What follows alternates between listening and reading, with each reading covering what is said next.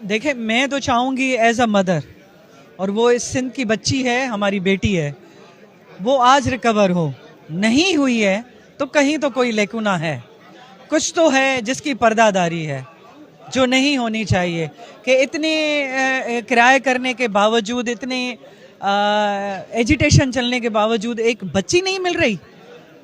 यूसुफ रजा गिलानी का बेटा रिकवर हो जाता है, चीफ जस्टिस ऑफ सिंध का बेटा रिकवर हो सकता है, वाई नॉट प्रिया कुमारी? उसको भी होना चाहिए। जो भी है, मतलब जो भी है, हम चाह रहे हैं कि खुदा करे कि वो बच्ची हो, लेकिन जो भी सूरत हाल है, कम से कम उनके वालिदैन को पता होना चाहिए कि वो कम से कम एक तरफ तो हो जाएं। वो ना जी सक रहे हैं ना मर सक रहे हैं। सिंध हुकूमत को मैंने संजीदा देखा, लेकिन अब क्या है, कहाँ पर वो उनके जो हैं हाथ नहीं जा सकते, जबकि कानून के हाथ लंबे होते हैं सिर्फ गरीबों के लिए या बेपहुंच लोगों के लिए। 4 साल से बच्ची है।